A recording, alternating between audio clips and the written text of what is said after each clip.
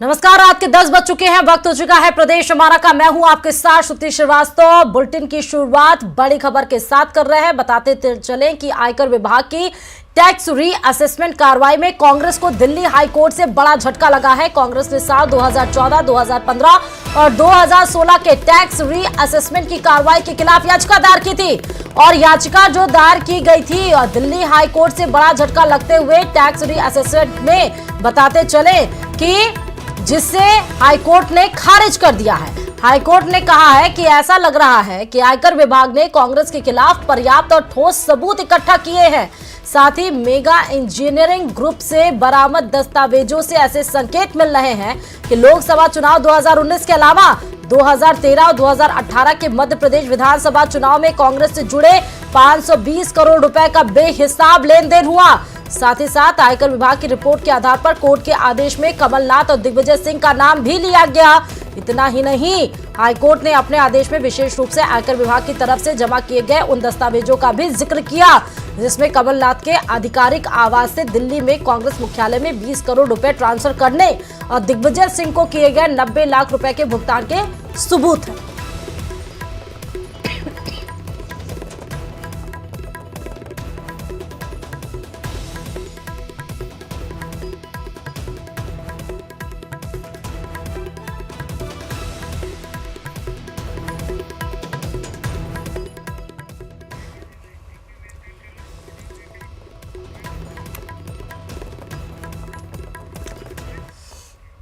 और सीधे आपको राजस्थान के अलवर में लेकर चलते हैं, जहां पर एक बार फिर गौकशी की वारदात सामने आई है, जिसके बाद लोगों में गुस्सा है। हालांकि अलवर से ऐसी खबर पहली बार सामने नहीं आई है। इससे पहले भी अलवर को ऐसी घटनाओं ने बदनाम किया है।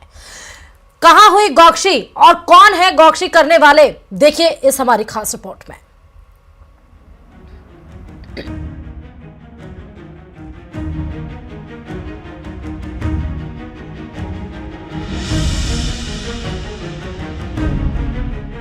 राजस्थान का अलवर और अरावली की पहाड़ियों में बसा इंदौर गांव।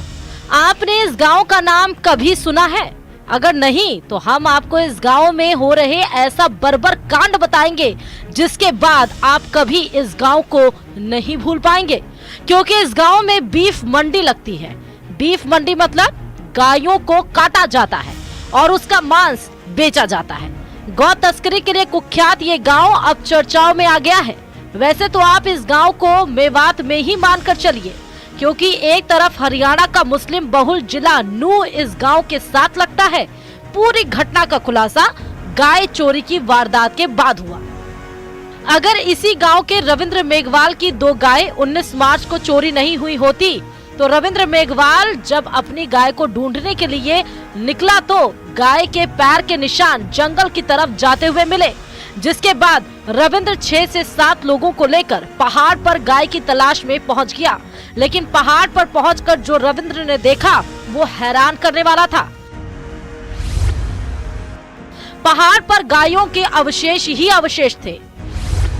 दूर दूर तक गायों के कंकाल ही कंकाल बिखरे पड़े थे, जहां चारों ओर बदबू आ रही थी।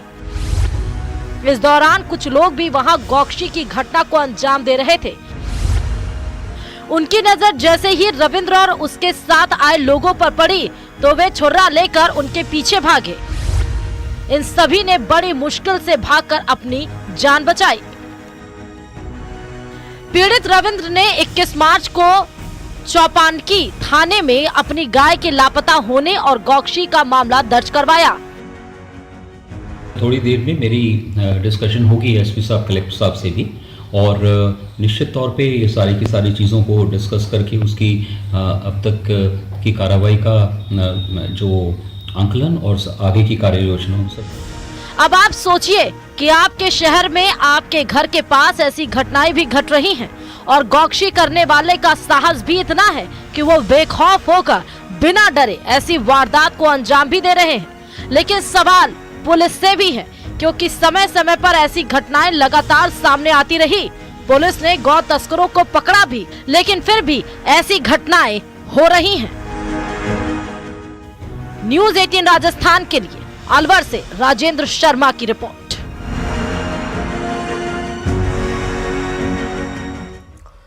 और खबर चुरू के गांव ढांढर में कथित शराब ठेकेदार की दबंगई का मामला आया है सामने, जहां ठेकेदार के 2 गुर्गों ने युवक की जमकर पिटाई कर दी, साथ ही मोबाइल और कैश लेकर फरार भी हो गए। फिलहाल युवक का राजकीय भरतिया जिला अस्पताल में इलाज जारी है। पीड़ित का यह कहना है कि गांव के जीवराज सिंह, नेमीचंद, रोहिताश उससे मुकदमे को लेकर रंजिश रखते हैं। जीवराज के इशारे पर ही राजेंद्र गोदारा और कालू मेघवाल ने उसके साथ मारपीट की और जीवराज सिंह को वीडियो कॉल के जरिए मारपीट दिखाई गई।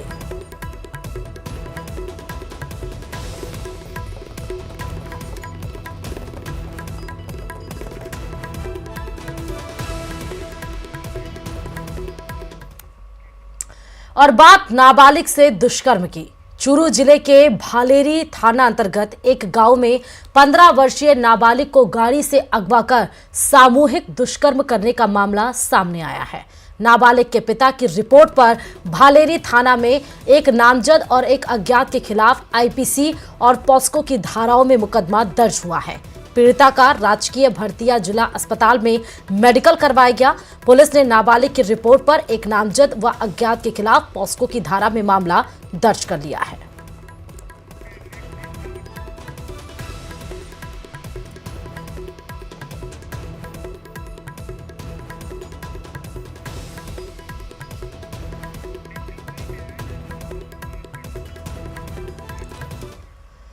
और वही बात सीकर लोकसभा सीट से कर लेते हैं, जहां पर माकपा ने अपना उम्मीदवार घोषित कर दिया है। पूर्व विधायक और दिग्गज कामरेड अमराराम सीकर सीट से लोकसभा प्रत्याशी होंगे।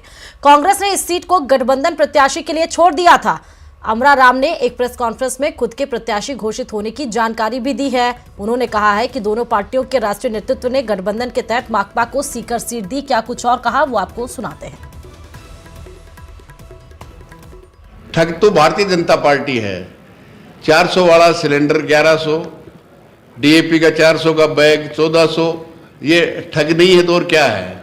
और जब अब चुनाव नज़दीक है तो 1100 की जगह 200 रुपये कम कर रहे हैं। तो 1100 किसने लिया था? न भगवान ने लिया था अयोध्या में, न अल्लाह ने लिया था। यही भारतीय जनता पार्टी है। 400 वाले सिलेंडर को 1100 में और 400 रुपये वाला डीएपी को।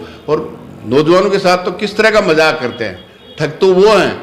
2 करोड़ हर साल रोजगार और नौकरी देने का बात किया, और जब उनसे सवाल पूछते हैं तो कहते हैं, मोदी जी कहते हैं पकौड़े तलो। और प्रदेश के सभी 25 सीटों पर 2 फेज में मतदान होगा।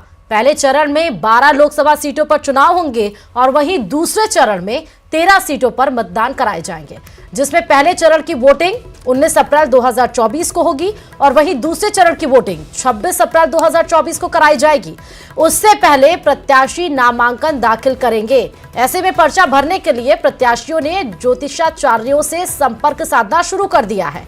ज्योतिषाचार्य अमित व्यास ने बताया कि पहले फेज में प्रत्याशियों के नामांकन के लिए 25, 27 और 28 मार्च शुभ दिन है।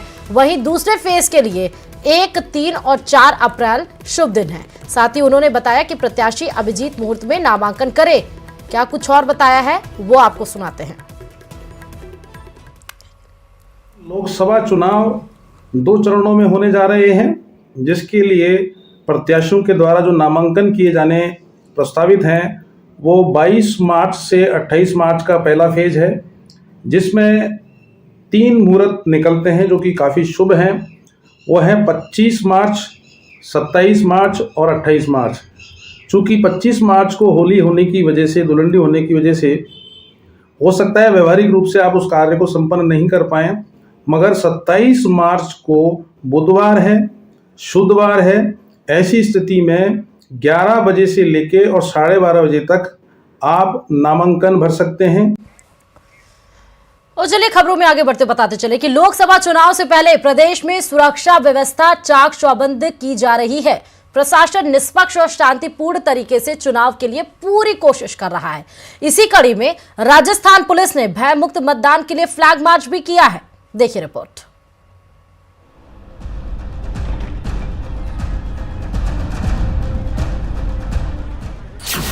प्रदेश में मतदान से पहले पुलिस की तैयारी। चुनाव से पहले निकाला फ्लैग मार्च। पुलिस और बीएसएफ के जवानों की अपील,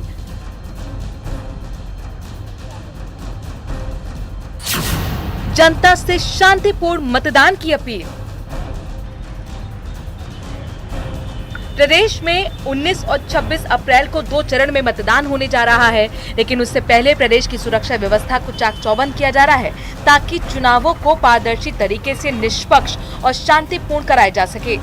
इसी को देखते हुए संवेदनशील इलाकों में पुलिस और बीएसएफ के जवान फ्लैग मार्च कर रहे हैं। अपराधियों की धरपकड़ तेज की जा रही है। प्रदेश के अलग अलग जिलों में सेंट्रल आर्म फोर्स की 25 कंपनियां तैनात होंगी। आगामी होने वाले लोकसभा चुनाव के लिए निरंतर तैयारियां की जा रही है। राजस्थान में 2 फेज में लोकसभा चुनाव आयोजित किए जाएंगे। पहला 19 अप्रैल को और दूसरा 26 अप्रैल को किया जाएगा। हम लोगों ने इसकी तैयारी पिछले 2 माह से लगातार कंटिन्यूसली कर रहे हैं। 7 मार्च से हमारे पास में सेंट्रल आर्म्ड पुलिस फोर्स की 25 कंपनीज अवेलेबल हो गई थी। उन 25 कंपनियों को हमने राजस्थान की जो 25 कॉन्स्टिट्यूएंसीज हैं, पार्लियामेंट्री कॉन्स्टिट्यूएंसीज, उन सभी कॉन्स्टिट्यूएंसीज में भिजवा दिया है। प्रदेश में अब तक 75% लाइसेंसी हथियार जमा किए जा चुके हैं। प्रदेश की सभी 25 लोकसभा क्षेत्रों में पुलिस व्यवस्था दुरुस्त कर दी गई है। साथ ही पड़ोसी राज्यों से लगने वाली सीमा पर चेक पोस्ट बनाकर चेकिंग की जा रही है। इन तमाम प्रयासों का सिर्फ इतना मकसद है कि प्रदेश में शांतिपूर्ण तरीके से भयमुक्त मतदान हो सके। जयपुर से न्यूज़ 18 राजस्थान के लिए विष्णु शर्मा की रिपोर्ट। और राजस्थान में विधानसभा चुनाव में मतदाता के जोश के हाई होने के बाद अब प्रदेश के लोकसभा चुनाव में निर्वाचन आयोग बेहतर नतीजे देने की तैयारी में है। लेकिन क्या ये इतना आसान है? देखिए इस रिपोर्ट में।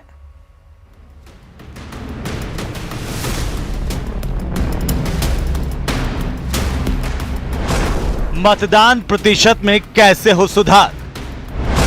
चुनाव आयोग कर रहा गंभीर सोच विचार। आओ मिलकर अलख जगाएं, चुनी हुई सरकार बनाएं।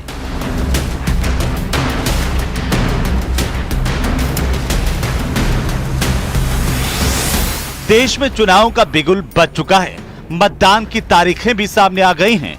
ऐसे में एक और जहां विभिन्न दलों के प्रत्याशी मतदाताओं को अपने पक्ष में करने में जुट गए हैं, वहीं चुनाव आयोग भी सबसे बड़ी चुनौती से जूझने में जुट गया है।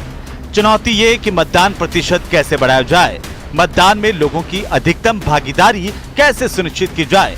दरअसल केंद्रीय चुनाव आयोग ने 2019 में हुए पिछले लोकसभा चुनाव के दौरान पूरे देश के मतदान प्रतिशत को इस बार बढ़ाने के लक्ष्य को एक चुनौती के रूप में लिया है। 2019 के लोकसभा चुनाव में 91 करोड़ मतदाता थे, जिनमें से लगभग 30 करोड़ लोगों ने अपना वोट नहीं डाला था। उस चुनाव में देश भर का मतदान प्रतिशत 67.4% था। 2018 के विधानसभा चुनाव में 75% मतदान के मुकाबले जब लोकसभा चुनाव में मतदान प्रतिशत 66 पर लुढ़का, जिससे सबक लेते हुए निर्वाचन आयोग ने इस बार ऐसी खास सीटों को चिन्हित किया है जहां कम मतदान हो रहा है। प्रदेश के ओवरऑल मतदान को कम करने में 25 में से 9 सीटों का निर्णायक योगदान रहा। इन 9 सीटों पर मतदान प्रतिशत 65% से भी कम रहा है। करौली, धौलपुर, भरतपुर, बीकानेर में 60% से कम था मतदान। उसमें जो पंचायत चुनाव में जैसे आप देखते हैं कि और अधिक आता है 90%। विधानसभा में हम लोग 76 पे पहुंचने की कोशिश कर रहे थे, लोकसभा में अभी 67 के करीब है, 66.78। तो चैलेंज है हमारे लिए। लोकसभा चुनाव में ज्यादा से ज्यादा मतदान कराने के लिए डाकघरों, बैंकों की वेबसाइट, बैंकों के एटीएम, सोशल मीडिया के प्लेटफॉर्म पर वोटरों को जागरूक करने के संदेश प्रसारित और प्रकाशित किए जाने का विचार है। इसके साथ ही युवाओं, महिलाओं की जागरूकता के साथ ही बुजुर्ग और दिव्यांगों को पोस्टल बैलेट और होम वोटिंग से जोड़ने का विचार है। दूर दराज के इलाकों में भी पोलिंग पार्टी पैदल जाएगी। मतदान केंद्रों के साथ सहायक मतदान केंद्र खोले जाएंगे। ग्रासरूट लेवल पे, बीएलओ के स्तर पे, बूथ लेवल हम लोग ने अवेयरनेस ग्रुप भी बना रखे हैं और लोगों को जोड़ भी रहे हम लोग, जो एसोसिएशन है। पिछली बार विधानसभा चुनाव में बहुत लोग आगे बढ़कर आए। लोगों ने, जैसे छुट्टी का ही प्रावधान है, चाहे नरेगा हो चाहे कोई भी छुट्टी हो, वो छुट्टी नहीं मिलती लोगों को जो मिलनी चाहिए। चाहे प्राइवेट में स्पेशली नेगोशिएबल इंस्ट्रूमेंट एक्ट में वो प्रयास कर रहे हैं।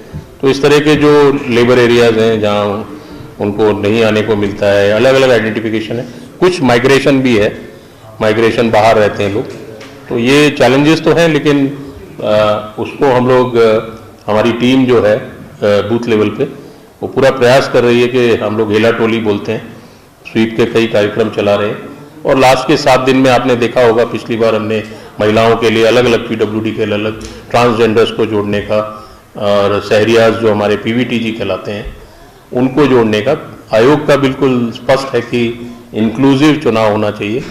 तो प्रयास रहेगा पिछले बार से हम पूरा सुधार करने का, या उसमें जो परसेंटेज है उसको बढ़ाने का प्रयास करेंगे आप लोगों के सहयोग से। प्रदेश में 70% प्लस वोटर टर्नआउट वाली सीटों पर उत्साह बनाए रखने के लिए काम किया जाएगा, तो मिडिल रेंज वाली 65 से 70% के बीच मतदान प्रतिशत वाली सीटों पर थोड़ा ज्यादा फोकस किया जाएगा। सबसे ज्यादा फोकस उन 9 सीटों पर किया जाएगा जो पिछले चुनाव में सबसे कम मतदान वाले क्षेत्रों में शुमार हुई थी। निर्वाचन आयोग ने पिछले कुछ चुनावों में इस बात को देखा है कि लोकसभा चुनाव के अंदर मतदाता के अंदर थोड़ी उदासीनता आ जाती है।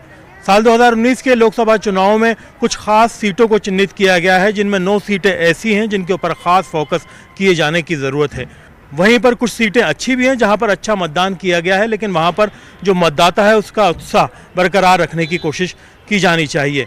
कैमरा पर्सन मान सिंह के साथ में अरबाज अहमद, न्यूज़ 18 के लिए जयपुर से। खबरों में आगे बढ़ते बताते चलें कि जयपुर में बीजेपी सांगानेर मंडल की ओर से होली मिलन समारोह का आयोजन किया गया। इस होली मिलन समारोह में सीएम भजनलाल शामिल हुए और इस दौरान सीएम पर जेसीबी से पुष्प वर्षा भी की गई है। देखिए कितना मनमोहक दृश्य है, पुष्प वर्षा ऐसे मानो कि आसमान से हो रही हो, लेकिन ये जेसीबी के जरिए हो रही है। होली मिलन समारोह में बीजेपी कार्यकर्ताओं ने सीएम का जोरदार स्वागत इस तरह किया।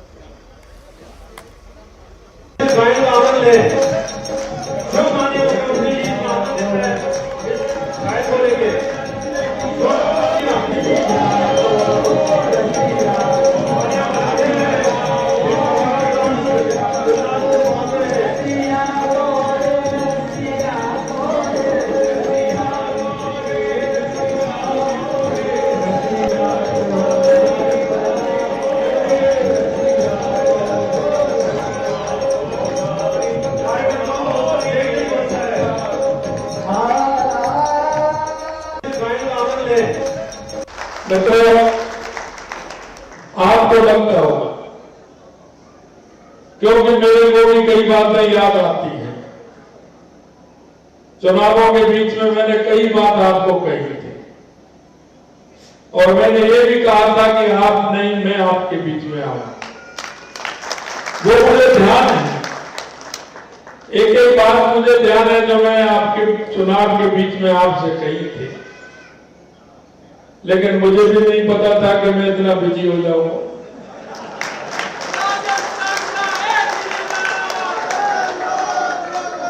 लेकिन फिर भी मैंने ये विचार करते हुए आपके सांगानेर विधानसभा में कार्यालय खोलने का काम भी किया। वहां पे पूरा स्टाफ रहता है, 2-3 अधिकारी रहते हैं, तो आपकी हर बात को सुनते हैं। और वहीं भजनलाल सरकार के मंत्रियों पर भी होली का बुखार चढ़ता दिख रहा है। आज सिविल लाइंस में मंत्री अविनाश गहलोत के घर होली की धूम मची। होली के गीतों पर मंत्री के साथ कई नेता झूमे। बीजेपी नेताओं ने दावा किया कि इस बार होली भगवा होगी, भाजपा 400 पार जाएगी। संवाददाता बाबूलाल दहाल ने होली के रंगों से सराबोर भाजपा नेताओं की मस्ती को जानने की कोशिश की।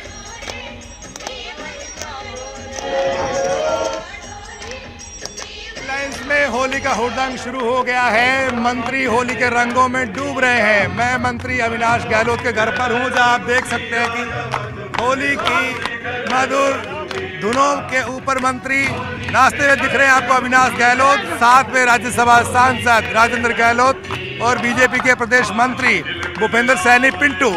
तो होली को लेकर के जबरदस्त जोश नजर आ रहा है। देखिए, मैं माननीय प्रधानमंत्री नरेंद्र मोदी जी का, केंद्रीय नेतृत्व का, देश के तमाम कार्यकर्ताओं का और हमारे प्रदेश के मुख्यमंत्री का, अध्यक्ष सीपी जोशी का, प्रदेश नेता का धन्यवाद करता हूं कि उन्होंने मुझे ये मौका दिया है।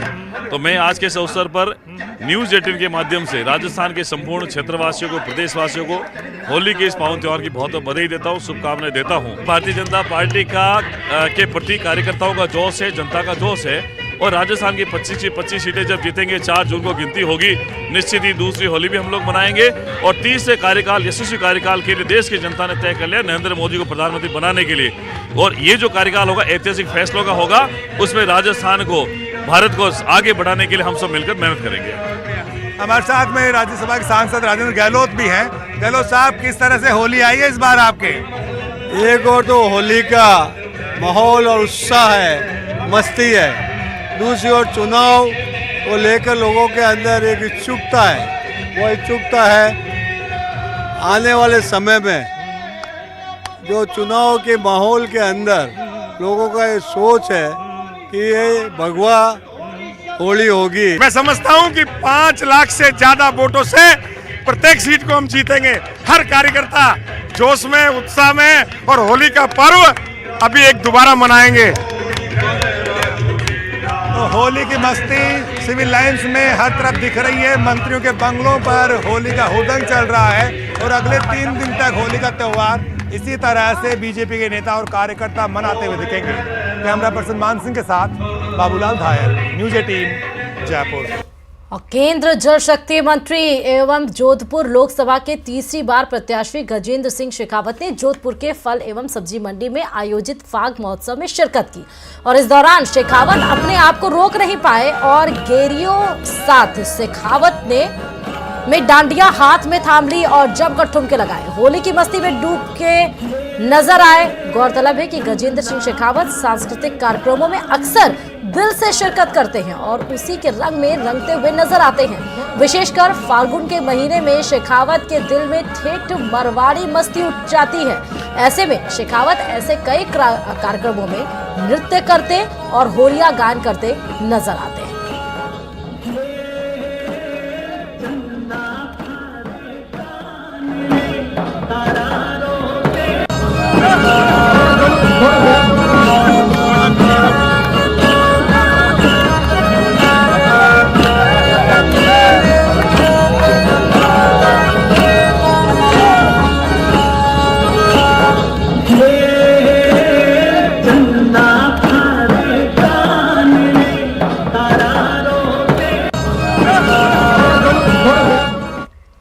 और रंगों का त्यौहार होली खेलने को बेचैन जयपुरिया वासियों का इंतजार 3 दिन बाद खत्म हो जाएगा, लेकिन होली पर मस्ती और एक दूसरे को रंग लगाने के लिए लोग अभी से तैयारियों में जुट गए हैं। बाजार में रंगों की दुकानें सज गई हैं और इस बार हर्बल गुलाल की मांग ज्यादा है। देखिए रिपोर्ट।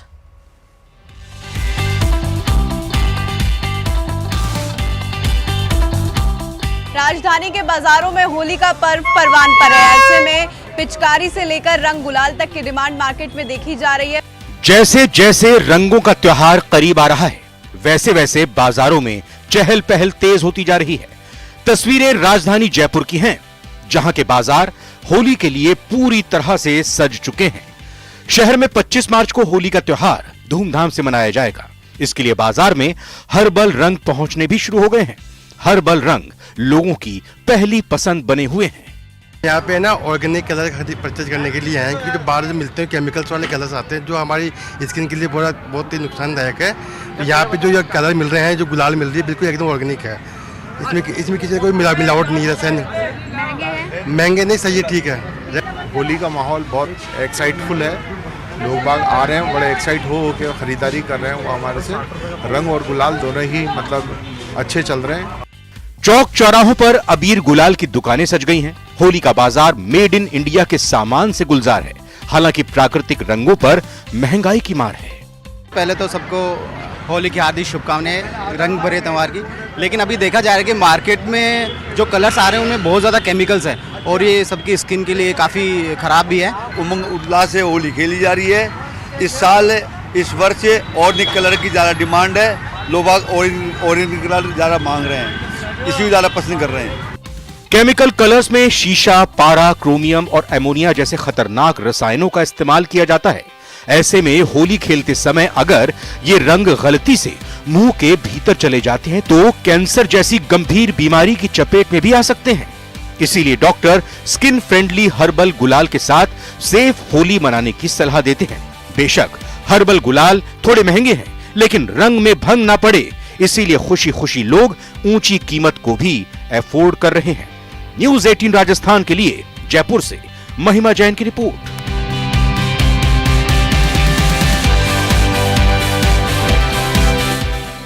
और तमाम खबरों के साथ प्रदेश हमारा में फिलहाल अभी के लिए इतना ही, और खबरों के लिए देखते रहिए न्यूज़ 18 राजस्थान।